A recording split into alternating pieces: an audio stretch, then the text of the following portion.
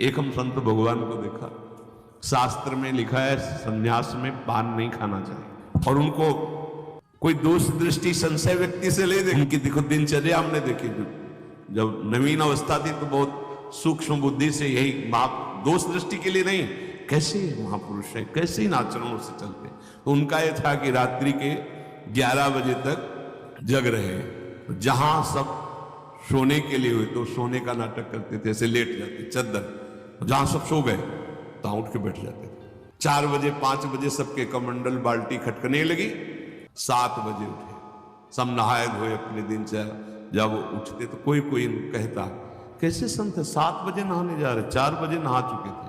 जब देखा कि गजब की एक, और दिन में एक केवल आदमी इस बात के लिए रहता था, आधा पान का पत्ता, थोड़ा थोड़ा लौंग, थोड़ी इलायची से सुपारी रखा है, लोग आ रहे देख बाबा पान खा रहे, हर 15 मिनट में 20 मिनट में 30 मिनट, घोर वैरागी एकाग्रता से भजन में तन्मय बहरी चेष्टा। एक संत भगवान को देखा 4 बजे से मिलने का टाइम था, और बाहर ऐसे जब तखत में आते तो इतना बड़ा वो उस समय कैसेट वाला टेप चलता था, अब जो सुनता ना तो आधे तो वहीं से पैर लड़खड़ाने लगते, फिल्मी गाना बज रहा है, ऐसे संत के दर्शन करने, और बज रहा, बड़ी जोर से बज रहा, कोई कोई जोर समझने, बड़े लीला में दूर से प्रणाम, बस उनके जो वचन से आचरण मिलते हैं वो हमें करें। इन परमहंस अवधूत महापुरुषों की कई कोटि, एक होते आचार्य कोटि, उनका जीवन एक एक आचरण अनुकरणीय आचार्य कोटि, एक होते अवधूत कोटि। भगवान शंकराचार्य जी आचार्य, एक दिन जा रहे थे, मछली बिक रही थी, उठाया मछली खाना शुरू किया। कुछ शिष्य जनों ने देखा गुरु जी जब पा रहे हैं तो वो आगे बढ़े तो कांच गलाया जा रहा था, नारियल का खप्पर था, ऐसे डाला पी गया। अब जो मछली खाए थे कांच कैसे वो खोलता, पीछे मुड़ के देखा और कहा, ऐसे किया तो जीवित मछली जो चबा के खाई, जीवित मछली निकली धारण में, वो तो आधी पाचन तंत्र में फंस गई थी। जो गुरु कर रहे हैं उनकी वो क्रिया जो उनके उपदेश से मिल रही है वो करनी है, अन्यथा प्रणाम करना कोई प्रश्नवाचक चिन्ह मन में नहीं आना चाहिए। प्रभु आप जानो, आपकी लीला जाने, हमें जो आदेश है उस आदेश से जो आपके आचरण है वो तो अनुकरणीय। ये भगवान श्री सुखदेव जी ने भी कहा कि महापुरुषों के जो उपदेश से आचरण, जैसे भगवान शंकर विष पी रहे, अपने विष एक बूंद जाए तो मर जाएंगे, और तो यहीं रोक लिया, और यहाँ एक बूंद पानी नहीं रोक सकते, तो घाटी द्वार में जब जाए कितनी खांसी आती है, और पूरा विष पी गए जो समुद्र मंथन, तो यहीं रोक लिया, नीचे नहीं उतरने दिया, वो शोभा हो गई नीलकंठ भगवान शिव। गरुण जी को ये भारी संशय हो गया, विचार काम नहीं कर रहा कि भगवान है तो बंधन कैसा, उनका नाम जप करके लोग भवबंधन से मुक्त हो जाते, उनको मैं मुक्त कर रहा हूं, भगवान नहीं तो हमने सुना है कि भगवान का अवतार इसी रूप में हुआ है, बार बार बार बार। अब तो भारी परेशानी पैदा हो गई संशय होने से। नाना भांति मन ही समझावा, प्रगट न ज्ञान हृदय भ्रम। अब बहुत खिन्न मन से घूम रहे, कोई मेरे संशय का निवारण। अब नाना भांति मन ही समझावा, प्रगट न ज्ञान हृदय भ्रम छावा। बार बार गरुण जी विचार कर रहे कि व्यापक ब्रह्म बिरज बागीशा, माया मोह पार परमीशा, सो अवतार सुनियो जग माही, देखियो सो प्रभाव कछुना। जो व्यापक है, विकार रहित है, वाणी के पति है, माया मोह से परे है, पर ब्रह्म है, परमेश्वर है, उनका अवतार है। एक क्षुद्र निशाचर बांध दिया तो ऐसा महामहिम पर ब्रह्म पीड़ा को प्राप्त होते हुए नागपाश से अपने को मुक्त नहीं कर पा रहा, और मैं नागपाश से उन्हें मुक्त कर रहा हूं। बड़ा संशय गरुण जी के हृदय में हुआ। अब संशय निवृत्ति के लिए एक ही उपाय है, संतों की शरण में जाए। तो गरुण महान ज्ञानी भी है, भगवान के परम भक्त हैं, भगवान के अंग सेवी है। देवर्षि नारद जी के पास व्याकुल गयो देव ऋषि पाही, कहे सी जो संशय निज मन माही, सुनी नारद ही लागी अति दाया, सुनु खग प्रबल राम कै माया, जो ज्ञानिन कर चित अपहरई, बरिया आई विमोह मन करई जेहि बहु बार नचावा मोही सोई व्यापी विहंग पति तोई महामोह उपजाउर तोरे मिटि न बेगी कहे खग मोरे चतुरानन पही जाहु खगेसा। ब्रह्मा जी मन ही मन विचार करके भगवान की शरण में कह रहे कि कोई भी कवि, कोई भी विद्वान, कोई भी ज्ञानी ऐसा नहीं है जिसे माया अपने अधीन न कर सके। भगवान का प्रभाव ऐसा है जो माया से बचा ले। आज तक कई बार माया की चपेट में आकर मैं नाचा हूं। ब्रह्मा जी, देवर्षि नारद जी ने भी ऐसा ही बोला, जिसने विपुल बार जही मोहि नचावा। कई बार में, एक दो बार नहीं, कई बार। अब सोचो, मैंने सारे चराचर जगत को जिनकी कृपा से रचा है, मुझको माया ने कई बार नचा दिया, तो पक्षीराज गरुण को माया व्याप जाए, इसमें कौन सी आश्चर्य की बात। भगवान ब्रह्मा जी तब बोले विधि गिरा सुहाई जान महेश राम प्रभु बैन तेय शंकर पही जाहू तात अनत पूछहु जनि काहू। गरुण जी, मेरी राय मानो तो देवादिदेव महादेव शंकर के पास जाओ, परम वैष्णवाचार्य हैं, और सावधान, किसी से इस विषय की चर्चा मत करना। ये बात किसी से मत पूछना, नहीं और फंस जाओगे। एकमात्र देवादिदेव महादेव जी के समीप जाओ, वही जब कभी कोई प्रश्न, कोई संशय आपके हृदय में हो, तो भगवत चरणारविंद के आसक्त चित्त वाले महात्माओं से ही प्रश्न करना चाहिए, तभी संशय की निवृत्ति होगी। भगवान ब्रह्मा जी कह रहे तात अनत पूछो जन काहू, और जगह मत पूछ लेना, नहीं तो फंस सकते हो। ब्रह्मा जी के वचन सुनते ही गरुड़ जी महाराज बड़ी व्याकुलता से कैलाश की तरफ पहुंचे। परमातुर विहंग पति आयो तब मोह पास।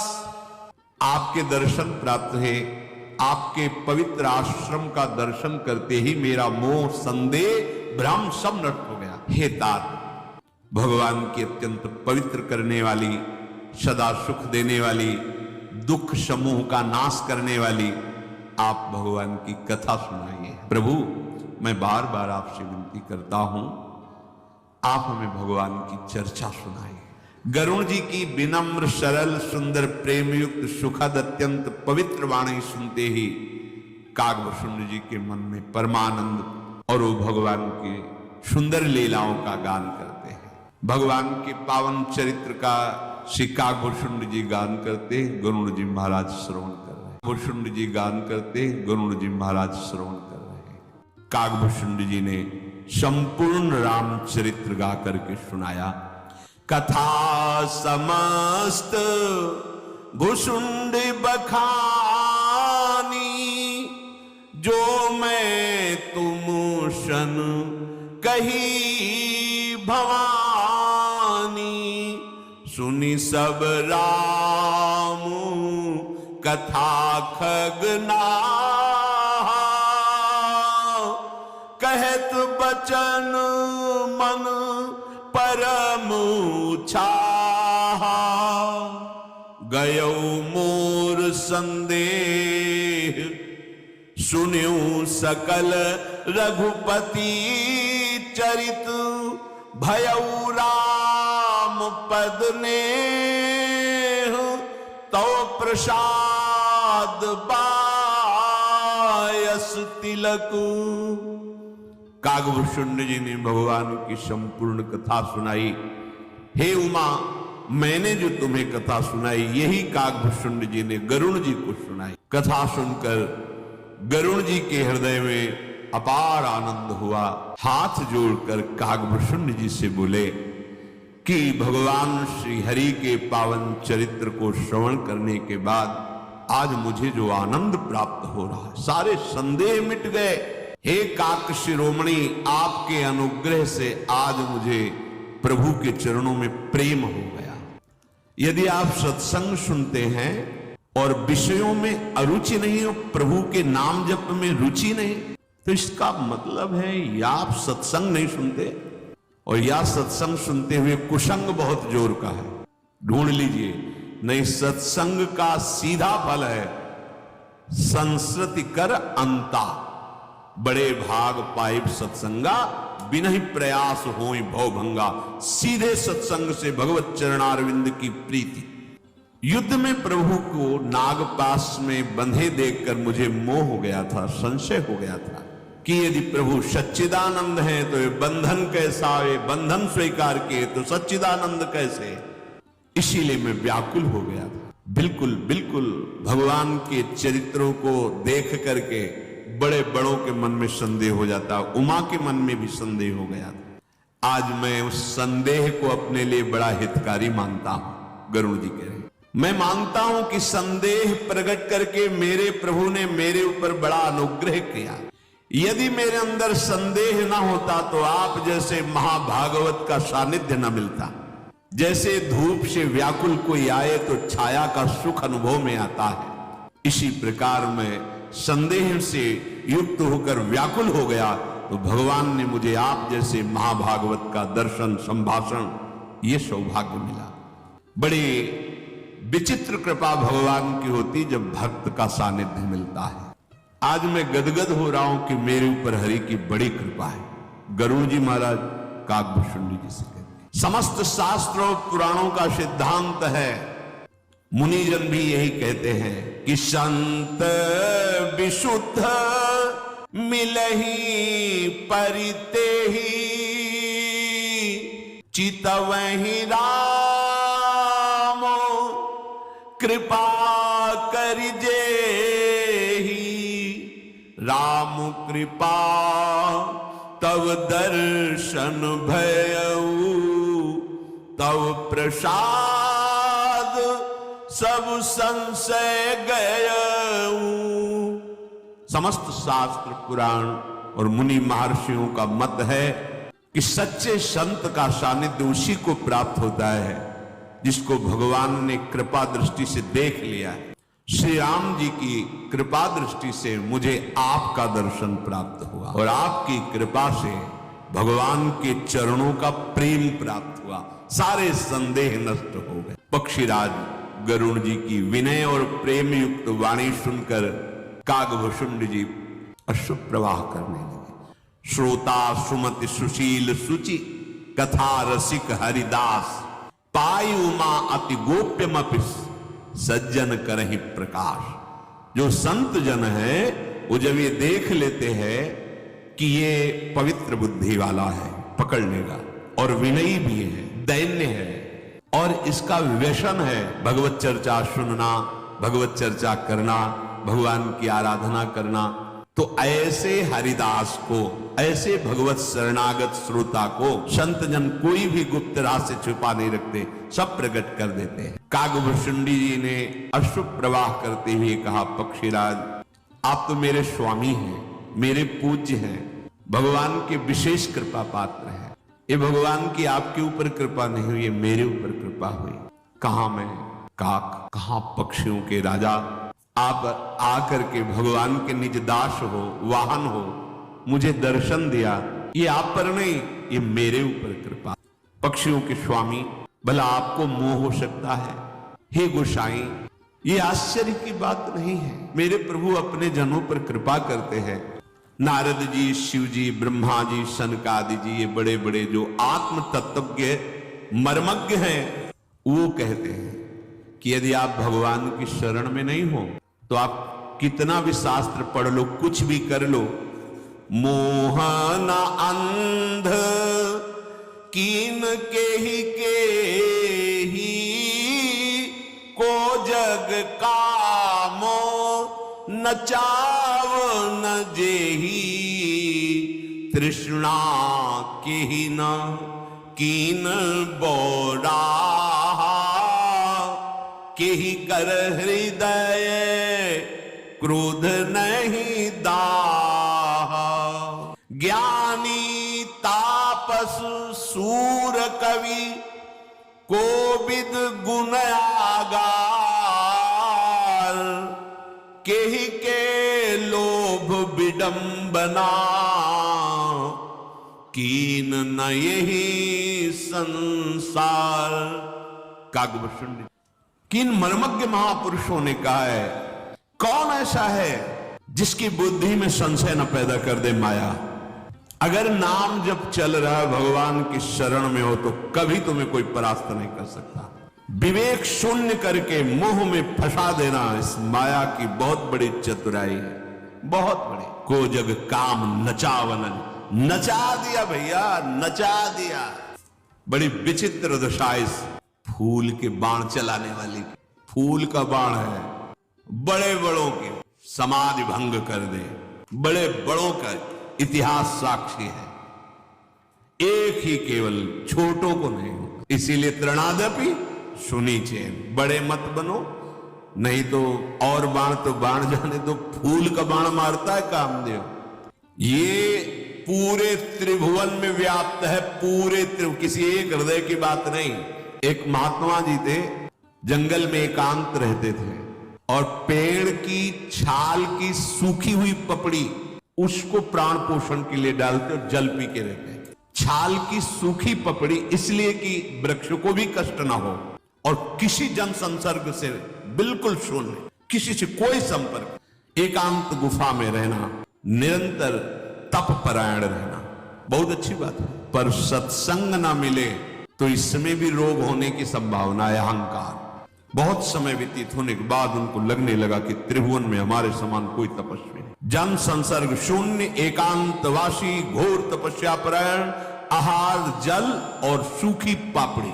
भगवान इसीलिए लिखा है कि आप चाहे जितने बड़े तपस्वी हो, भगवान को खरीद नहीं सकते तपस्वी। तप हो और दैन्यता हो तो भगवान प्रसन्न होते, तप हो और अहंकार हो तो भगवान फिर। यही चूक दंडकारण्य में भी हुई थी। मैं ब्रह्म ऋषि हूं, भारी तपस्या से वहां साधारण रह नहीं सकते थे, राक्षस से गाजर मूली की तरह ऋषियों को खा जाए, ऐसे स्वभाव बलशाली राक्षस थे, ऐसा उनका स्वभाव था। क्योंकि वहीं आगे वर्णन है, पूछा भगवान ने हड्डियां किन की, तो बोले जानते हुए अनजान की तरह पूछते हो नाथ, ये सब ऋषियों की हड्डियां हैं। तो भुज उठाए प्रणकीन, निश्चरहीन मैं करूं। शबरी जी के प्रति उनकी भावना स्त्री है, ऐसा आदि आदि। भगवान ने उनके तप के अहम में गंध देखी, किसी आश्रम में नहीं गए ऋषि, सबरी जी के पास। भगवान का स्वभाव अहम अच्छा नहीं लगता। सुनो राम कर सहज स्वभाव, जन अभिमान न राखे गाओ। अभिमान जब बढ़ता है तो फिर बढ़ता ही चला जाता है। अब उनके चिंतन में एकदम, जिसे नहीं कि घमंड, एक घमंड बहुत अच्छा होता है, ये बढ़ना चाहिए। मैं प्रिया प्रीतम का अस अभिमान जाए जनि भूरे, मैं सेवक प्रिया मेरे श्यामा, हम श्री श्यामा जी की बल। ये सारे मलिन अहंकारों को नाश कर देगा। ये अहम समस्त सृष्टि के बंधनों से आपको मुक्त कर देगा। अन्य अहंकार ये पसंद नहीं, ये भगवान को पसंद। एक दिन माया ने रचना रचित कि तुम कितने बड़े तपस्वी हो। जिन वृक्षों की एक वृक्ष से छाल ली तो दोबारा उसमें नहीं, दूसरे वृक्ष की सूखी छाल। माया की रची हुई नवयुवती थोड़ा सा हलवा वहां लगा दिया जाए। उनको लगा मेरी तपस्या के प्रभाव से वृक्ष सेवा करने में उतारू है, कि कोई पदार्थ प्रकट किया है। जवान से चाटा, घी का हलवा बढ़िया बना।